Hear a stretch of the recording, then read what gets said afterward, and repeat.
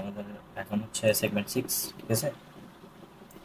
Segment 6 হচ্ছে আমাদের basically type checking নিয়ে, ঠিক আছে। টাইপ চেকিং মানে আপনি ধরেন কোনো একটা প্রোডাকশন রুল লিখছেন, ঠিক আছে। ওই প্রোডাকশন রুলে আপনি কোনো কিছু ভুল দিচ্ছেন কিনা সেই সব কিছু হচ্ছে যে টাইপ চেকিংয়ের মাধ্যমে আমরা আইডেন্টিফাই করতে পারি। এটা কি করে, a compiler should report an error if an operator is applied to an incompatible operand, ঠিক আছে। মানে একটা অপারেটর যদি আমি একটি ইনকম্পিটেবল অপারেন্টের কাছে দিয়ে দিই, ঠিক আছে, মানে একটা অপারেন্ট, যে অপারেন্ট কোনো অপারেটরের জন্য অ্যাপ্লিকেবল না, ঠিক আছে। অপারেন্ট মানে কি, এক্স ওয়াই জেড, ঠিক আছে, ইন্টিজার রিয়েল নাম্বার যেটাই বলেন, ওইটা ধরেন ওই অপারেটরের জন্য উপযুক্ত না, ওরকম কোনো কিছু যদি আমরা অ্যাসাইন করে ফেলি তখনই আমাদেরকে এরকম একটা এরর দেখাবে, যে এররটা ফাইন্ড আউট করবে কে, টাইপ চেকিং, ঠিক আছে। As an example, array variable and function variable are added together, মানে একটা অ্যারের ভেরিয়েবলের সাথে যদি আমরা একটা ফাংশনের ভেরিয়েবল একসাথে করে দিই তখন সেই ক্ষেত্রে একটা এরর দেখা যাবে। আমরা যদি একটু ব্লক ডায়াগ্রামটার দিকে তাকাই, প্রথমে কি করে, পার্সারের মধ্যে স্ট্রিম অফ টোকেন্স ঢুকে পার্সার থেকে সিনট্যাক্স ট্রি বের হয়, ঠিক আছে। সিনট্যাক্স ট্রি যেটা তৈরি হবে সেখানে টাইপ চেকিং করবো আমরা। টাইপ চেকিং করার পর যেটা আমাদের মানে ফিক্সড, যেটা সিনট্যাক্স ট্রি, মানে যেটা একদম এরর নাই, ওই জিনিসটা আমরা কোথায় দেবো, ইন্টারমিডিয়েট কোড জেনারেশনে। তারপর ইন্টারমিডিয়েট কোড জেনারেশনের পর এরপর যা কিছু হওয়ার হবে, ঠিক আছে, ইন্টারমিডিয়েট রিপ্রেজেন্টেশন, ঠিক আছে। এখন আমরা যদি দেখি টাইপ চেকিংয়ের কিছু রুলস আছে। এই রুলসগুলো বললে আসলে আর কিছু লাগে না, এগুলো একদম ইজি রুলস। দেখেন, লিটারেল, লিটারেল মানে হচ্ছে কি, ধরেন এ বি সি কোনো কিছুর লেটার, ঠিক আছে, এসব কোনো কিছু থাকলে সেটাকে আমরা ক্যারেক্টার হিসেবে নিব, আর কোনো কিছুর নাম্বার থাকলে সেটাকে আমরা ইন্টিজার হিসেবে নিব, ঠিক আছে। এখন দেখেন, ধরেন আপনাকে কোনো একটা প্রোডাকশন রুলে দিয়ে দিচ্ছে যে ই লিটারাল, তাহলে এই ই এর টাইপ, যে ই এর টাইপটা কী হবে, ক্যারেক্টার। আবার ই ইকুয়াল টু নাম্বার দিচ্ছি, তাহলে ই এর টাইপটা কী হবে, ইন্টিজার। এখন দেখি, এরপরে দেখি রুল নাম্বার 2।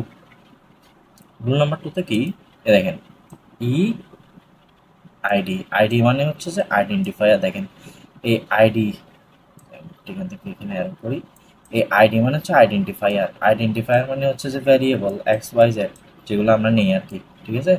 এখন এই আইডেন্টিফায়ারকে আমাদেরকে যে ধরেন একটা আমরা কি করি, আইএনটি এক্স ওয়াই এরকম বলি না, তাহলে আমাদের দেখেন আমাদের ফাংশনে এই আইএনটিটাকে আমাদের কল করে আনা লাগে না। তো এটার জন্য হচ্ছে, যেহেতু আমাদের আইএনটিটাকে কল করতেছি সেজন্য লুকআপ ইউজ হবে, ঠিক আছে। এই যে কোনটা ইউজ হবে, এই লুকআপ। লুকআপ দিয়ে আইডি মানে কোনটা, কারটাকে আমি করতেছি, অ্যাকসেপ্টটাকে করতেছি না। ধরেন অ্যাকসেপ্টটা হচ্ছে যে এখানে থাকবে, এখানে যেহেতু আইডি দিছে সেজন্য আইডি থাকছে আর কি। আর ডট এন্ট্রি মানে আইডিটাকে লুকআপের মধ্যে আমরা কি করলাম, এন্ট্রি করলাম। তারপর দেখেন 3 নম্বর এক্সপ্রেশন। 3 নম্বর এক্সপ্রেশনে কি, এটা একটু ইম্পর্ট্যান্ট, হ্যাঁ, এটা আসছে পরীক্ষায়, মড অপারেটর, ঠিক আছে। মড অপারেটর কি, খেয়াল করবেন, আমাদের এখানে দুই টাইপের জিনিসপত্র থাকতে পারে, একটা হচ্ছে ইন্টিজার আর একটা হচ্ছে রিয়েল। আমরা অবশ্যই ইন্টিজার আর রিয়েল নাম্বারের মধ্যে পার্থক্য বুঝি। ইন্টিজার মানে হচ্ছে যেটা দশমিক হয় না, আর রিয়েল মানে হচ্ছে যেটা কি দশমিক হয়, ঠিক আছে। তাহলে দেখেন একটা মড অপারেটর বুঝতেছেন, তাইলে এর মড অপারেটরের দুই পাশে দুটো অপারেটর থাকে, ঠিক আছে। এই দুইটা অপারেটরের অবশ্যই পরস্পরকে ইন্টিজার হইতে হবে। ইন্টিজার যদি না হয়, মানে if E one type integer E two type integer হইলে আমাদের ই এর টাইপটাও কী হবে, এই যে ই এর টাইপটাও কী হবে, ইন্টিজার হবে। আর যদি না হয় সেটা কি দিবে, টাইপ এরর দিবে, ঠিক আছে। মডেল ফাংশন নিশ্চয়ই আমরা জানি। তারপর আমরা আসি, এখন হচ্ছে যে একটা ধরেন অ্যারেকে ডিক্লেয়ার করতেছেন। অ্যারেকে ডিক্লেয়ার করার সময় একটা জিনিস খেয়াল করবেন, আমরা সবসময় এ ভিতরে কত 100 এরকম বলি না। তাহলে আমাদের ভিতরে কি আছে এখন, ই2। ই2টাকে অবশ্যই কি হইতে হবে, ইন্টিজার, ঠিক আছে। আর ইন্টিজার যেটা আছে সেটার একটা রেঞ্জ থাকে না, আমরা ধরে নিলাম মানে অ্যারের এস থেকে টি এর মধ্যে এটা রেঞ্জ, ঠিক আছে।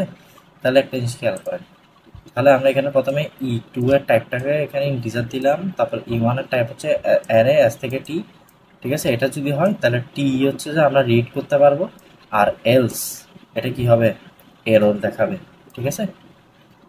তাহলে এটা ইন্টিজার আর এটা হচ্ছে এস থেকে টি পর্যন্ত। আর যদি এটা ঠিক মতো হয় তাহলে কাকে রিড করবো আমরা, টি কে। যদি রিড করতে না পারে সেক্ষেত্রে কি হবে, টাইপ এরর। এরপর দেখেন পোস্টফিক্স।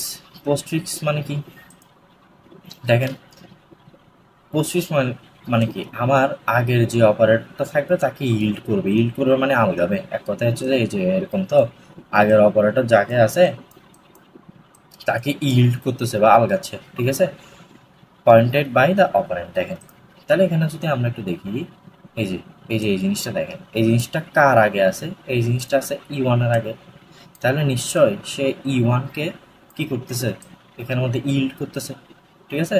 আর যেহেতু সে E1 কে পয়েন্ট করতেছে না এখানে, E1 কে পয়েন্ট করতেছে মানে কি, আমার E1 এর টাইপ হবে পয়েন্টার টি, ঠিক আছে। E1 এর টাইপ যেহেতু পয়েন্ট করতেছে, যেহেতু এটা কি একটা পোস্টফিক্স নোটেশন, যেহেতু ওকে পয়েন্ট করতেছে, এই যে E1 কে কি করতেছে, পয়েন্ট করতেছে, এই জন্য কি হবে, E1 এর টাইপ পয়েন্টার হবে।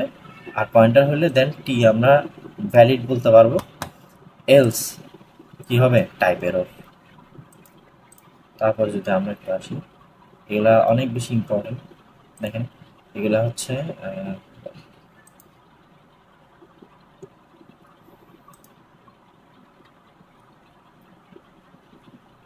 সরি, এখানে যদি একটু দেখেন, টাইপ চেকিং স্টেটমেন্ট মানে একটা স্টেটমেন্টের আমরা টাইপ চেকিং করবো, ঠিক আছে।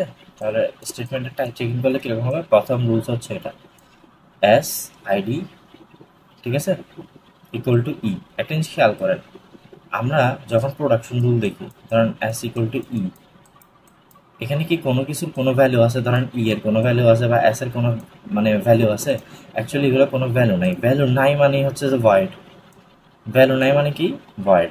এখন দেখেন আমি এখানে কি দিছি, আমার এস এর টাইপ বের করতে হবে, তাহলে এস ডট টাইপ দিলাম, ইফ এটা যদি ভয়েড হয়, ইফ মানে আমরা এটা ইকুয়াল টু এটা করতেছি না, তাহলে ইফ এটা ইকুয়াল টু যদি ই টাইপ হয়, দেন কি হবে, এস একটা ভয়েড হবে, আর এলস টাইপ এরর।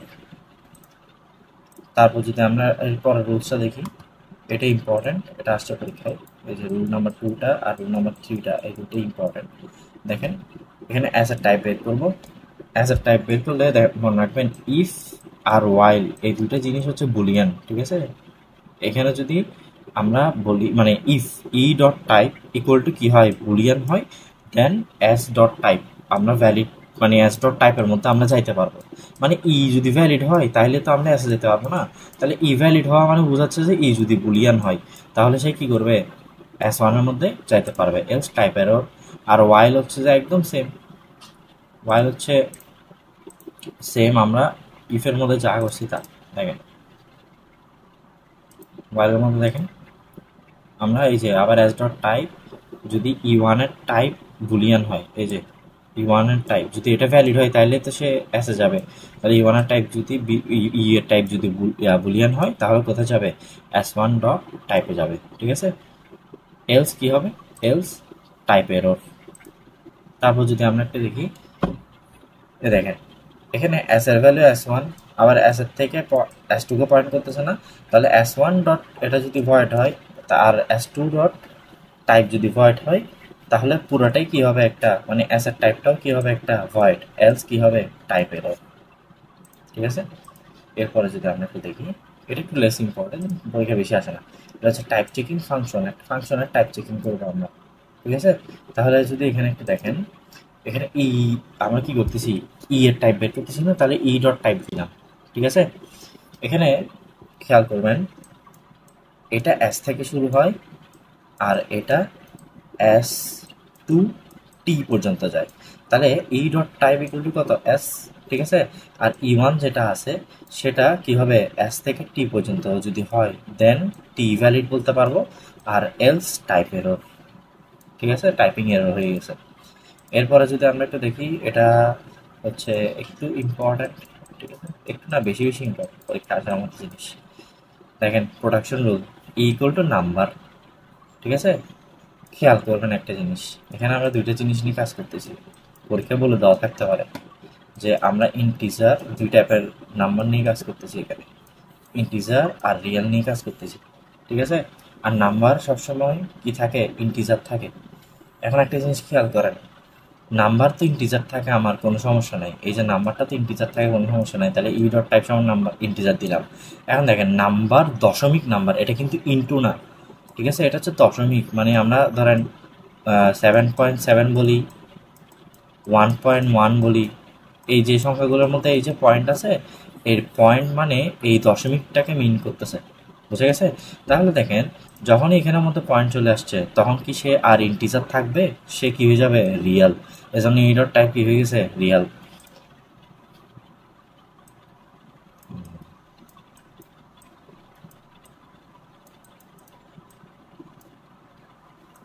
ঠিক আছে, এখন দেখেন তারপর যদি আমরা একটু দেখি এখানে কি আছে, এই টেন্স টু আইডি।